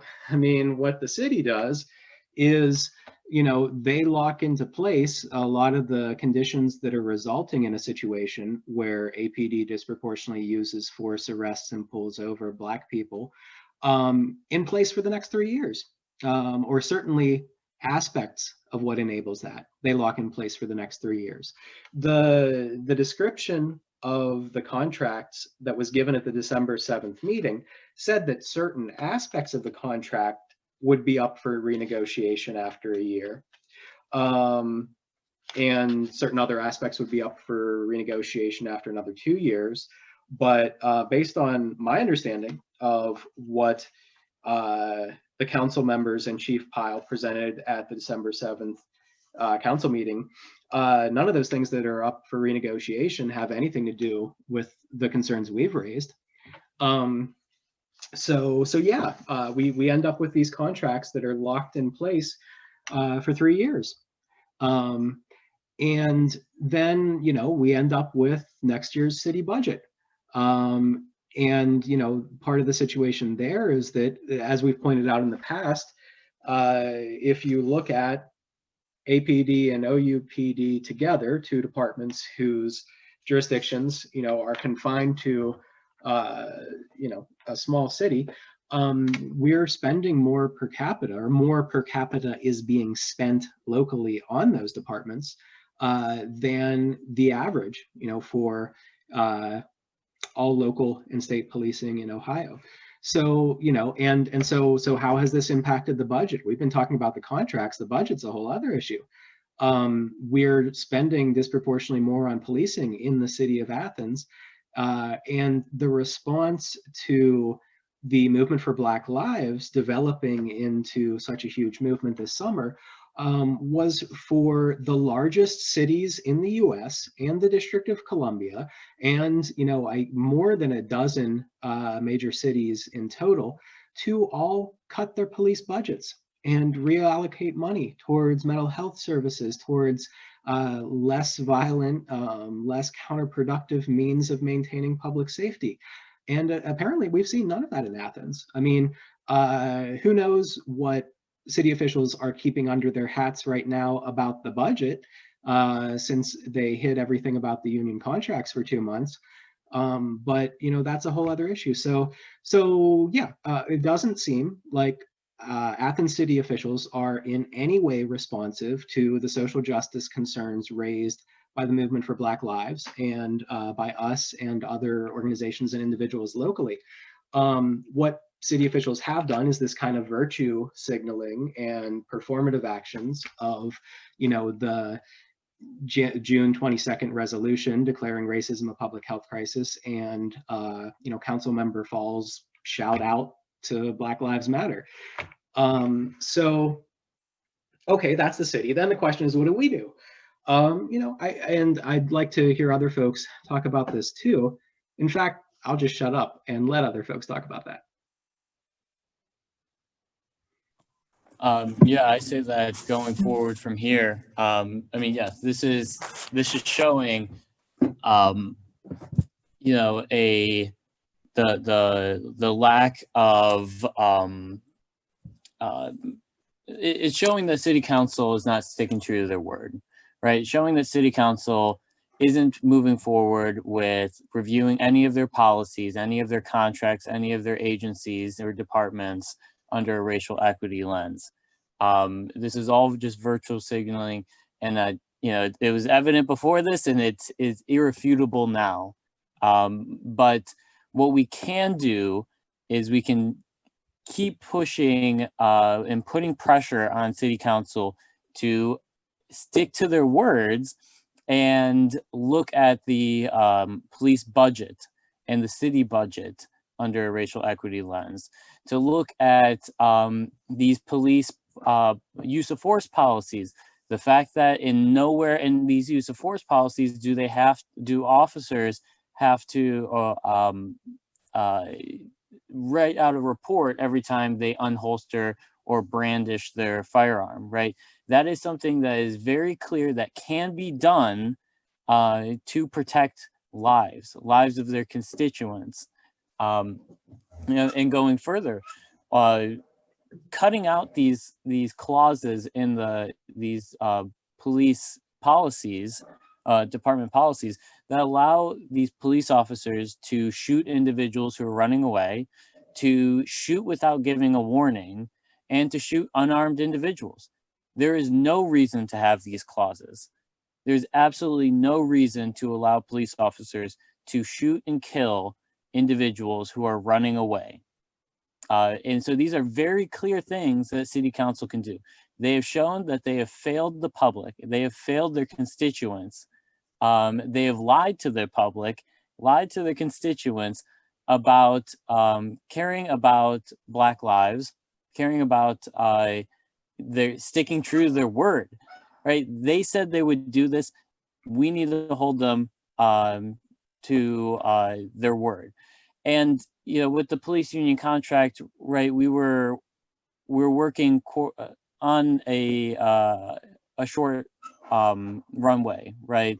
When we really were starting to push for that renegotiation, it was about a week before we thought the deadline was going to occur. We did make statements at some of the speak outs earlier in the month, but I think that we need to continue to put pressure and learn from this incident that they're going to try to withhold information. They're going to try to fly this under the radar without the public knowing before it's too late. So I think that this was a learning experience, and we can use this going forward to actually hold them accountable. And if I may add, last but certainly not least, I think we can continue to hold pressure on actual police officers here within Athens County.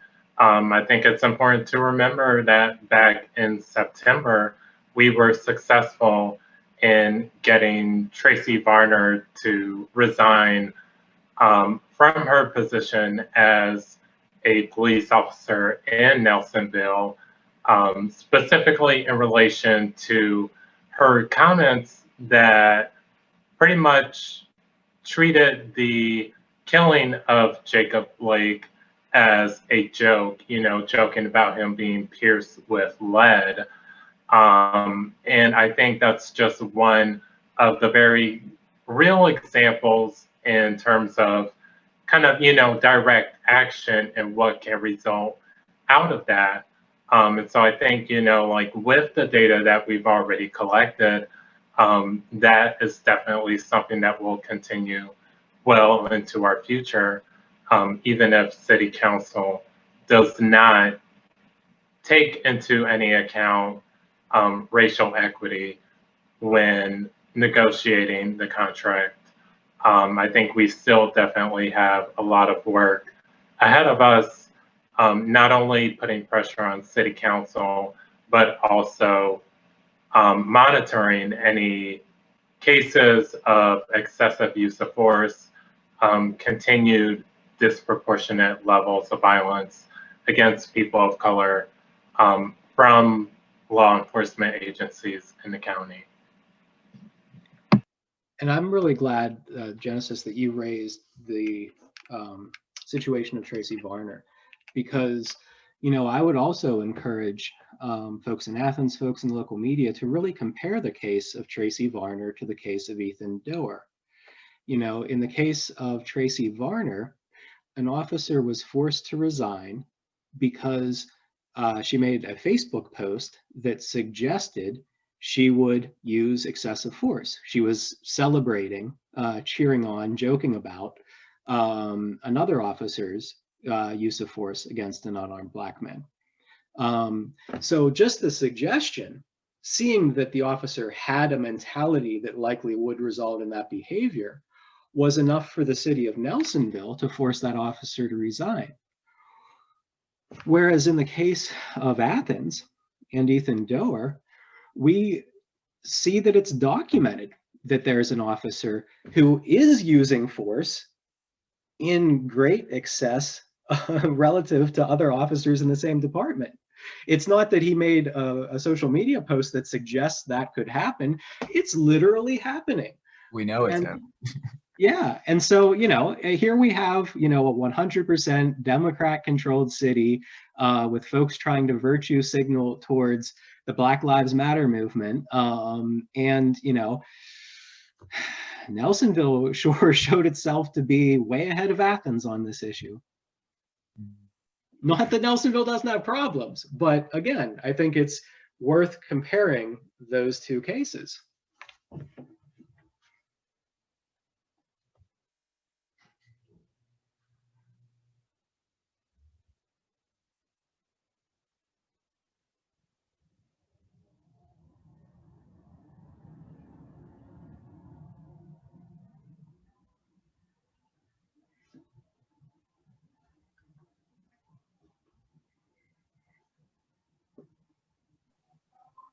I'm not sure if anyone else had anything else to add, but in regards to a story like this, and I will say this, I know we met, I think back in late September, early October, and I still have not forgotten that story. In fact, I've actually partnered with a couple people from the Policy Matters in Cleveland to further look at data and arrest reports in Athens and see what's kind of going on. And I kind of have that on hold right now. And well, it's not on hold. I actually am hoping to publish the story either this week or next week. But I have a couple of things there. Other than that, though, are there any questions or something that's essential to a subject like this that I think it's important to bring up that either I didn't ask about or that wasn't talked about enough?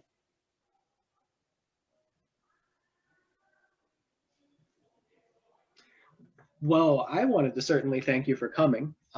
Personally, I find it disappointing that no one from the Athens News attended, no one from the Athens Messenger attended, no one from WOUB attended, no one from the Post attended, despite all being invited to this press conference, and particularly the Athens News, despite conveying city officials' accusations against Athens County Copwatch in the December 8th Athens News article, which the Athens News not only didn't seek comment from us for, but I immediately sent them comment unsolicited. As I said, we do follow up with media, and they didn't include anything that I sent them. They didn't even acknowledge receipt, but they did update the article to include a subsequent interview with Chief Pyle.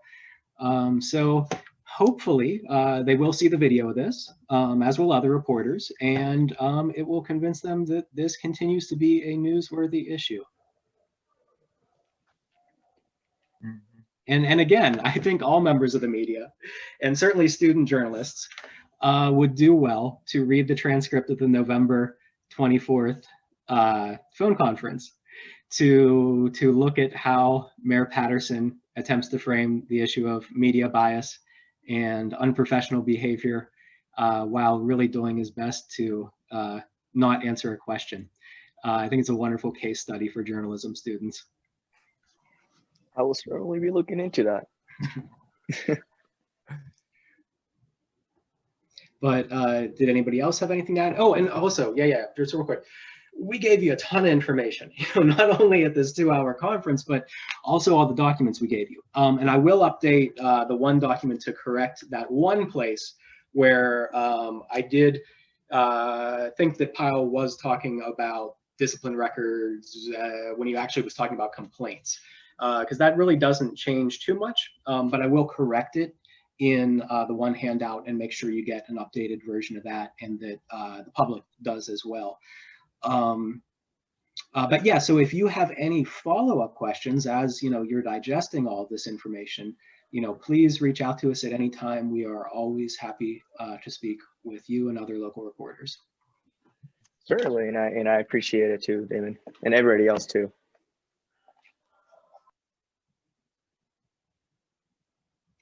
Anybody else have any closing thoughts? No, I feel like we've got it covered. Wonderful. Well, yeah, thanks again for attending, Alejandro, and we look forward to sharing all this with the public too on social media shortly. Thank you for having me. Thank you, Alejandro. Thank you. Thanks for coming.